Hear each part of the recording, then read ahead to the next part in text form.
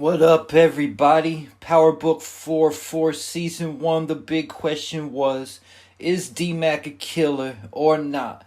Because there were conflicting reports regarding this question. When D-Mac found out Tommy was his uncle, he pointed his gun at Tommy. But Tommy slowly took the gun from D-Mac and said, I know you're not going to do anything because I know you're not a killer, D-Mac. But Jannard, who had been around D-Mac a lot longer and knew D-Mac since he was younger, thought something else. When Diamond first got released from prison, him and Jannard were talking, and D-Mac and Marshall were standing outside the barber shop when Jannard said that the two were stone cold killers. But Diamond replied, keep them far away from me.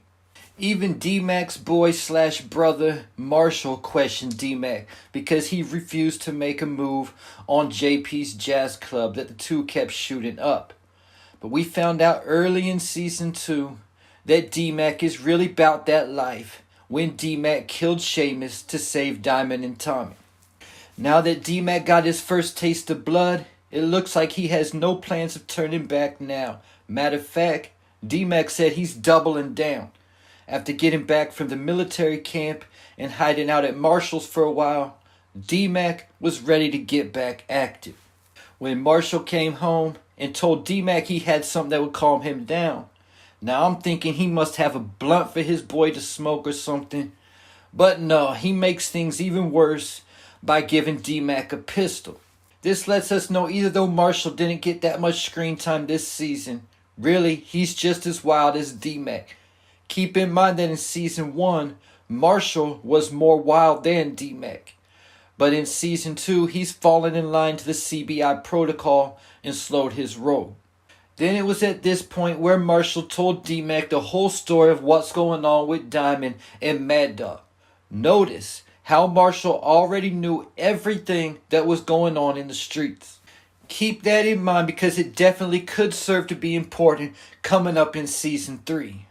But D-Mac used this info to try to get back in good with Diamond and cancel Christmas on Mad Dog while taking a picture to show Diamond. Notice how D-Mac was so quick to draw his pistol and put one to the dome and one to the chest, just like Rock taught Kanan. And D-Mac is right around the same age as young Kanan and already way more out there than Kanan was. Keep that in mind when considering D-Mac's character arc and just how much of a savage he's going to become. Because consider what Kanan turned out to be compared to what he was like at 16 years old. But killing Mad Dog was a big mistake because someone saw him, and this caused Diamond and Jannard to offer D-Mac up as a peace offering to Mad Dog's uncle, King Kilo, leader of the RDs, in order to keep peace in the coalition. A lot of comparisons have been made between D-Mac and a young Tariq because they were always getting into something they had no business and just making things worse. Tariq killing Ray Ray with Tasha's gun is a perfect example of that. But one big difference between D-Mac and Tariq is the fact that D-Mac grew up in the life while Tariq grew up shielded from the life until Kanan came around and corrupted him. D-Mac is only doing the only thing he knows. Then after D-Mac killed Mad Dog, he went to Miriam's old house where JP and Kate live to pack his things and snapped out on them for real. He told them he's a gangster, he kills people, and he just caught another body today. This is who he is. Now keep in mind the same episode, Tommy had a similar conversation with Mireya. Mireya said something about staying in Barcelona, but Tommy replied, no matter what, I'm always going to come back. These streets is where I belong.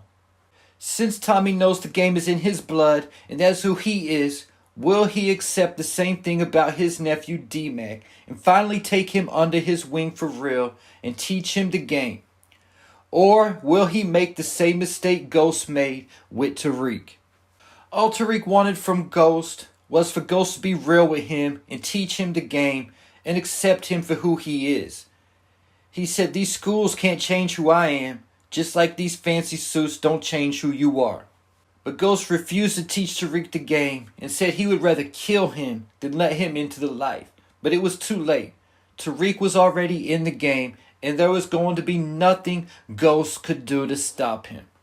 And whether Ghost is still alive or dead is irrelevant in this regard, because he felt it this regardless, because Tariq is still in the game to this day. D-Mac reminds me of a young Tommy, doing things off of impulse and emotions without really thinking things through. While even as a kid, Tariq was more calculated and more like a young version of Ghost. Getting me to the Season 3 theory, and that is I think Marshall will get word that D-Mac is a marked man from King Kilo when he gets out of jail.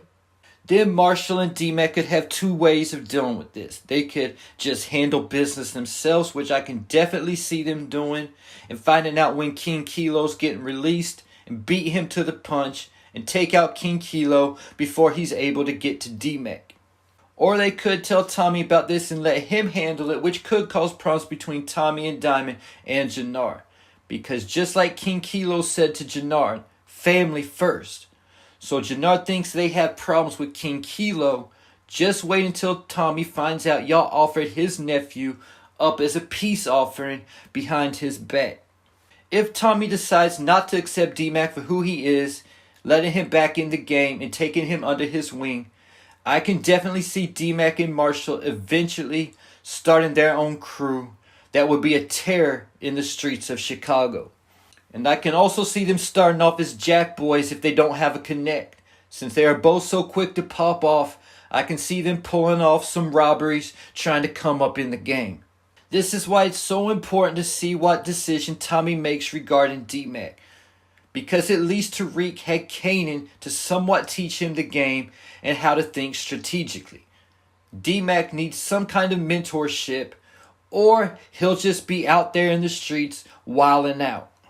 But if Tommy does let D-Mac back in the game, this could cause problems with JP, because he doesn't want D-Mac in the life either, and he already blames Tommy for all his problems. But after D-Mac snapped on him and Kate, he might also have to accept D-Mac for who he is. The thing is, D-Mac was willing to accept JP, but JP wasn't willing to accept D-Mac. And I think that is a big reason why D-Mac snapped on JP like he did before leaving home. And there you have it. Leave your thoughts, theories, and predictions in the comments.